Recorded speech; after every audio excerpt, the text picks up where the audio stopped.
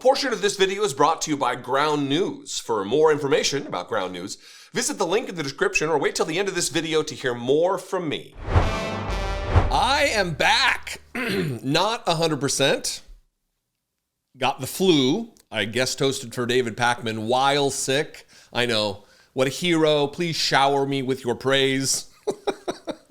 I am back. Again, not 100%. Flu A. We got these new flu tests. I thought maybe it was COVID, so I took a COVID test and it came back flu A as though I need to provide proof. But here's a picture of the test.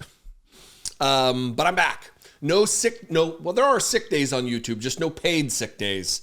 So I would rather not be working today, but too many things to talk about for one, and other reasons for two.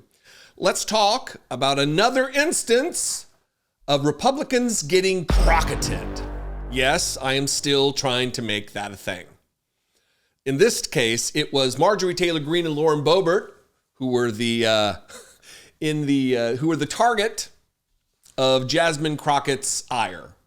Before I get to that clip, though, I want to talk a little bit about what's been taking place since I've been gone, of Elon Musk inserting his unqualified, unelected, possibly not even having security clearances goons to have absolute access to, not in a read-only way like the White House says, but full access to your Social Security number, your data, your payment information if you receive Social Security or veteran benefits like I do. This is a coup, and not even a slow motion one. And part of the problem here is that Donald Trump is appointing people to positions that have no congressional oversight, that aren't under Article 2, Section 2 of the Constitution, needing advice and consent of the Senate to confirm these appointees to certain positions. Elon Musk being one of them, and the unqualified.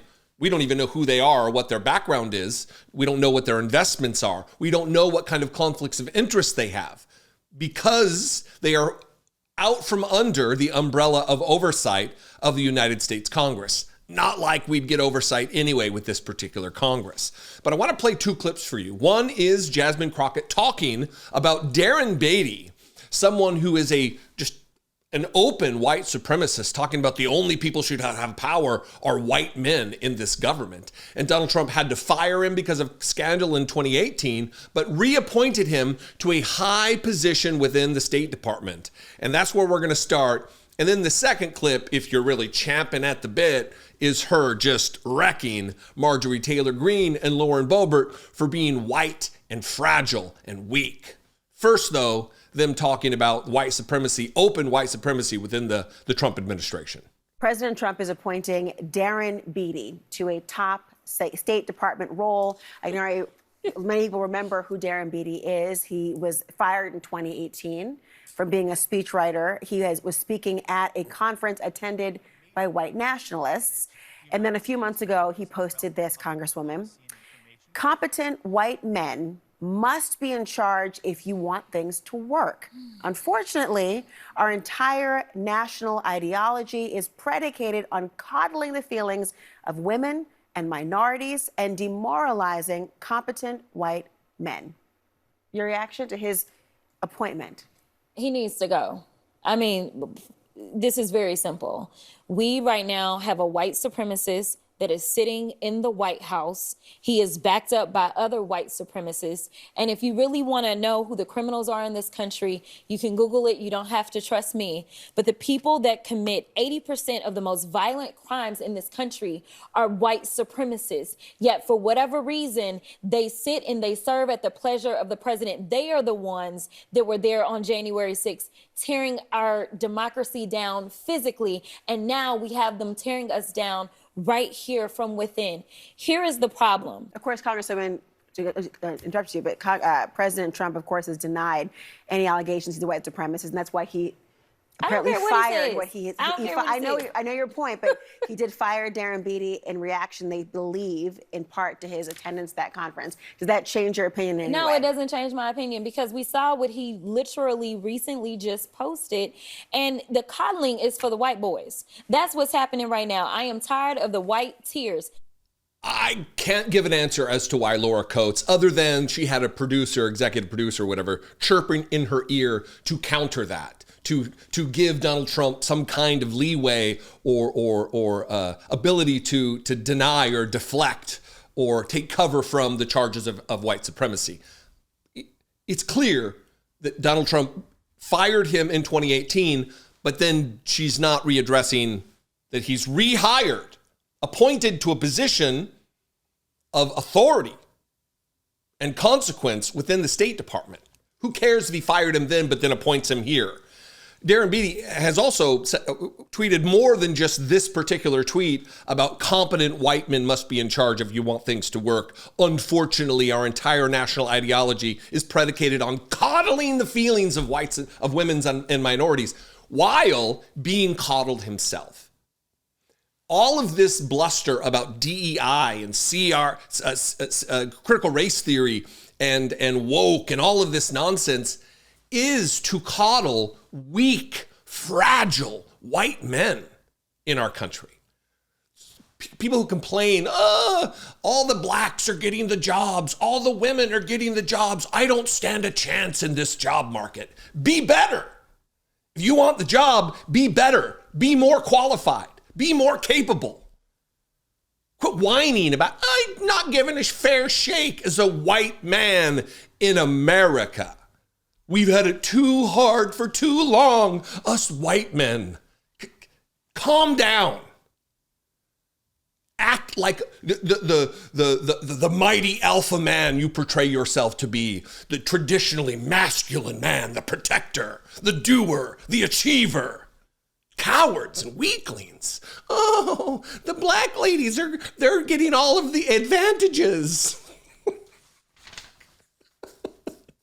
It's weakness. It's cowardice. It's white supremacy.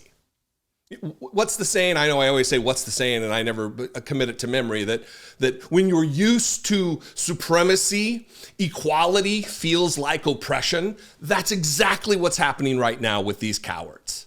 Now, I'm going to give Laura Coates a little bit of leeway here, not much, as far as trying to do the giving Donald Trump as much benefit of the doubt as we can. We've witnessed Donald Trump over the course of the last almost a decade. We know exactly what his feelings are on race. We know his background, his history with his own Goonie father, precluding black people from getting approved for apartments by putting the C for colored on the rental application. We know about the lawsuits. We know about Donald Trump's many things he said, refusing to disavow the endorsement of the Grand Wizard of the KKK, David Duke. We know where Donald Trump stands on race. We know what his feelings are, having the speeches of Adolf Hitler in his nightstand. We know.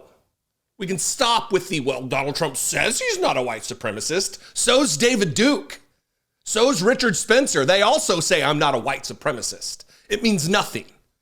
So let's secure the bullshit for 5 minutes. Can we not, CNN? Now, after all of that, here is Jasmine Crockett just absolutely dominating Marjorie Taylor Greene and Lauren Boebert as part of this fragile, weak, white contingent in Congress. I am tired of the white tears. Listen, if you are competent, you are not concerned. When I walk into Congress every single day, you know why I don't feel a way and why you can't make me doubt who I am? Is because I know that I had to work 10 times as hard as they did just to get into the seat. When you look and you compare me to Marjorie Taylor Greene or me to Lauren Boebert, there is no comparison. And that is the life that we have always lived. So the only people that are crying are the mediocre white boys that have been beaten out by people that historically have had to work so much harder. This is why they don't want us to have education. This is why they are trying to literally say we won't fund the HBCUs, because they know that if they've already gone after affirmative action and they're saying, you know what, don't allow them to come into, say, these PWIs, as we call them, don't allow them to come into these institutions. We know why they created the HBCUs in the first place. It was because they wouldn't allow us into the white institutions. And so now they're not allowing us in. And now they're saying, you know what, we're also going to defund the HBCUs. You know why? Because they don't want any more Kamala Harrises. They don't want any more Jasmine Crockett's. But I got news for them. I don't care what they do. We will fight to the end to make sure that we get our due. Because again, if you want to talk about the people that shouldn't be in this country, you probably need to look in the mirror. Because the last time I checked, the Native Americans who some of ICE have been rounding up, or the Puerto Ricans who are absolutely Americans, listen, the only people that came and colonized this place are your ancestors, Trump. Let me say this. There are still some proportion of people out there who claim to be Democrats, who consider themselves Democrats, who claim the moniker of liberal, or who are bothered by this talk, who still get their feathers ruffled when we talk about white privilege in this country. I grew up exceedingly poor in a tiny mountain Idaho town filled with white people, okay? I still had privilege relative to others in this country. I'm not going to say I was born on third base, but I certainly wasn't born in the dugout like many people who are black and brown in this country, who are gay in this country, who have had to battle, who had to work harder to achieve the same amount of success in this country. I still had advantages. That's what white privilege is. That's what privilege is. There are people who are of color, people who are black and brown, and who came from affluent families. They also have some semblance of privilege. It doesn't mean if you're black, you have no privilege. That's not what she's talking about. So what I would have you do, if you're one of these people who discount the aspect of the privilege you may have, is don't be so defensive. If you are automatically defensive about these things, it's likely you are one of these fragile white people who harbors resentment against the attainment, the successes of black and brown people in this country. Anyway, I'm glad she mentioned Marjorie Taylor Greene and Lauren Boebert in this reference, because it absolutely is true. If you look at the successes, the levels of success that she has attained, that she has reached, not just getting to Congress, but her intellect, her ability to communicate complex concepts and break them down so an average citizen can understand. All of that goes a long way. Marjorie Taylor Greene is in no way can be compared to Jasmine Crockett and so many others in the House of Representatives. She was born on third base. She inherited her daddy's company. Lauren Boebert, on the other hand, who knows how she attained what she attained. But to compare Jasmine Crockett and Lauren Boebert is folly. There's just no comparison whatsoever. I'm glad that Jasmine Crockett is here once again to set the record straight. And I would ask for your participation in this conversation. You can comment below. That would be fantastic. It'll help the algorithm to share this content with new possible subscribers. If you're not subscribed, please subscribe. You can also call the voicemail line, 714-576-4054. Of course, you can email me, as always, daily@dollemore.com. I am on the mend. Feels good to be back in the seat. Took the whole weekend off and a Friday. My back hurts so bad from just sleeping for so long. Oh, getting sick. Anyway, I love and appreciate you very much. I will see you next time. Until then, be genuine. Wear a mask so you don't get yourself sick. And take care of one another. I guess that is taking care of one another, is it not? All right. I'll see you next time. You hear me regularly talking about Trump's playbook to consolidate power. But his appointment of Kari Lake to lead Voice of America takes his attacks to a uniquely disturbing level. Lake, like Trump, has made a career of attacking journalists and denying facts. She will now be in charge of an independent network whose purpose is to provide unbiased reporting.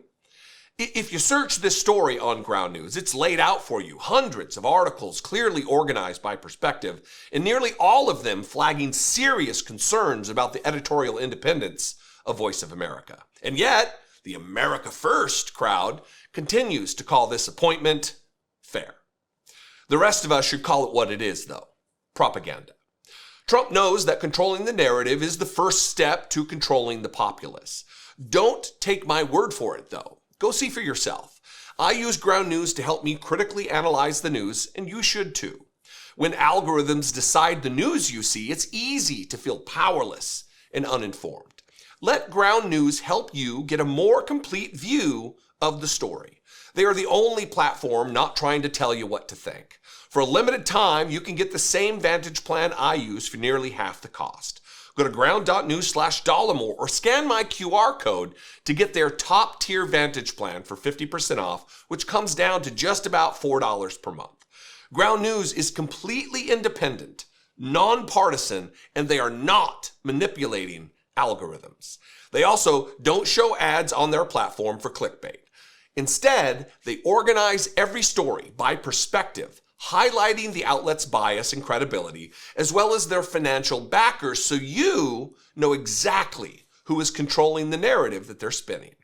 You can filter out extremist outlets to focus on reliable reporting that actually matters. Think of the time you can save when sifting through biased coverage and misinformation. You might even find a new and highly credible outlet that could use your support. So your Ground News subscription would also protect independent media voices that are daily under attack.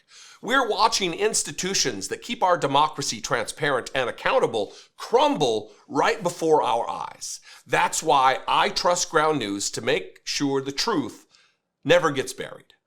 You should too.